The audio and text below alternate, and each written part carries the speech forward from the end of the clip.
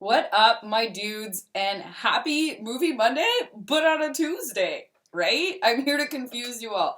My bad, we ended up losing power last night as soon as I went to go film. And of course, yeah, we haven't bought a generator yet. Yo, they cost so much money, and still because that storm, they're like sold out everywhere. So give me a break. Anyways, I'm back here today because I wanted to talk about these two films so bad. If any of you follows me on Instagram, Facebook, TikTok, or whatever, at Makeupbilly, of course. I basically shouted out that I'd be talking about these two movies made by one of my favorite Canadian directors.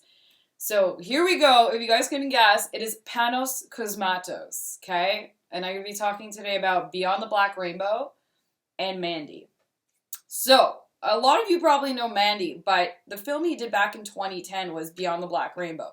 And this movie is such a wicked sci-fi trip.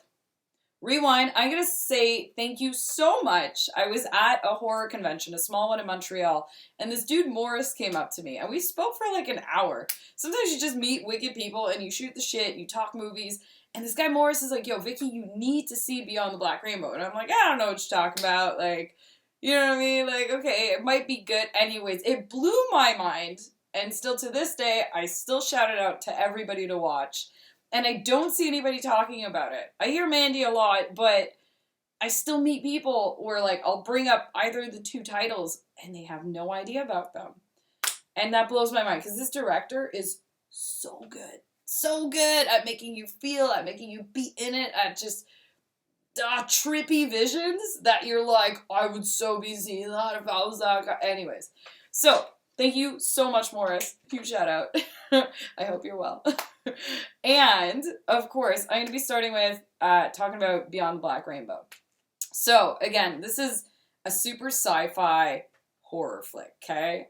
Sci-fi trippy, cerebral vibes. So it starts off, you got this dude who's basically holding this girl captive, okay?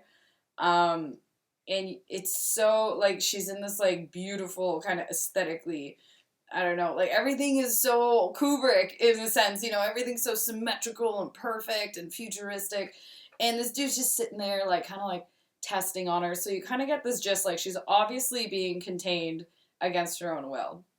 And you have, like, you keep seeing him pop pills, you keep seeing, like, her getting her meds given to her, and it's like they keep kind of just tripping balls. And it's almost like this whole thing, at the beginning they give you a bit of a speech. They're trying to, like, Arborea is the name of this weird, I guess, doctor, clinic, whatever the hell you say it is. And they're all about finding or giving people, like, this, you know, being enlightened, finding happiness. And this girl is obviously, like, one of the main test subjects, right? And she is just obviously taking an emotional beating because she's just stuck in here. And this dude is there taunting her, and you get all these crazy waves of emotions and visions that, like, come out of it. It's such a mind trip, okay? Like, I don't even know how to describe this film. It's just such a mind trip, and it is so well done. The dude, Dr. Nile, he's, like, the main guy who's basically throwing her into this. He's just so eerie, and you can tell he's off. And he's also popping these weird pills, and, like, you can see, like, he almost thinks he's, like, a god, almost cult-like. And, anyways, it's so good, guys. I can't say anything more about this movie. You guys just need to go and see it. Because, honestly, because of that dude, like, that dude Morris, he, like, woke up my brain with this, and I was like, whoa.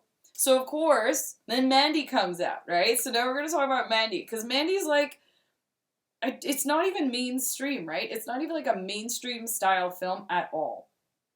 Both of them, both films are very much slow burns. And if you are into good lighting, if you're into wicked music, if you're into really being drawn into a film, this is the kind of films we're looking at. These aren't shock horror. This isn't full of, like, tons of rape, guts, this and that. It's different. They're both very different. So Mandy, I have, like, thrown this to so many of my buddies, and I'm like, you need to see this movie. So, Nick Cage, right? To me, this was, like, such a wicked, I don't want to say a comeback for him, because he's been in so much in general, but what a wicked way to, like, slap into, like, the horror kind of industry. Like, he does such a phenomenal job. So it's Nick Cage and his girlfriend Mandy living in this remote little beautiful freaking Airbnb-esque like cabin in the woods. And then there's this van of just whack folks, okay? And you can tell they are taking some wild drugs, and this dude is like, quickly sees Mandy, like just passing by. And he was obviously on some serious acid trip, and is just like, I need her. She's the one, you know? And you're just like, all right. And Mandy's really cool, like different looking. Reminds me of like Shelley Duvall. Shelley Duvall? Yeah. Yeah. Shining, you know? Just different looking face. Beautiful girl, okay? Very original looking. And like she's wearing cool band shirts, and like you can tell she's a free spirit. You have this beautiful kind of love between the two of them that you really feel. Her and Nick Cage, obviously. And then all of a sudden, so these people see her and they're like, I need her. So the cult finds a way to find her. And she's super chill, just sitting at her job, kind of like, I live at this Crystal Lake. And they're like, all right, we'll see you later. Anyways, I don't want to give away this movie too much. I mean, some of you have probably already seen it. But this movie is such a beautiful, whack horror movie that takes you on a trip of, like, revenge, cults. Oh, man, like, there's a whole scene of when, you know, they get Mandy. And the cult people are, like, trying to, like, show her in, and, like, they drug her big time. And the opticals, everything visual, you're just like, oh, my God. There's a whole scene where, like, the dude, the cult leader's face is meshing with hers, and it's just going back and forth, and you're like, I feel for you so hard. And, like, he starts playing his music, and it gets very Manson, right? Remember how Charles Manson was really big on, like, trying to be, like, another Beach Boy, almost, and, like, had his, like, record out and stuff, and was so like, I'm like the best musician. And this dude starts playing his music, and that scene always kills me, because you know when you're like, I relate to you so hard, and me in her same situation, I would be dying. I would be laughing so hard at this weirdo. And I love how his character is almost a bit Buffalo Bill-ish. Like, you guys will see it, you'll get it. And I'm telling you, man, Nick Cage just kicks ass in this movie. It turns into, like, pure chaos. All of a sudden, like, they summon some, like, dudes, like, because obviously the cult people, and they're like, nah, these people will help us. And there's, like, these fucking dudes on bikes, and they're, like, mutants, and it's wicked, okay? Normally, I'm very much like, no, I need, like, real horror, like, blah, blah, blah. But this movie is a whole different type of horror, in my opinion. It's almost like, oh, fuck, what was that movie that came out? No, guys. The Void, okay? Like, we're talking, like, a whole different genre that started to come out recently, and I love it. And almost, like, retro, and, like, you almost have, like, this whole synth, like, esque to it. And I love it. I love it so much. And I needed to bring awareness to everybody about Panos, because he is such a great director. Like, so great. I don't know you personally, dude, but, like, I respect your work so much. Anyways, guys, let me know if you've seen either one of these movies. If you haven't, go and watch them now, and then tell me what the flip you felt about them. You're going to be all like, ooh, warm, fuzzy feelings, but also like, wah. Anyways, I'm not going to put words in your mouth.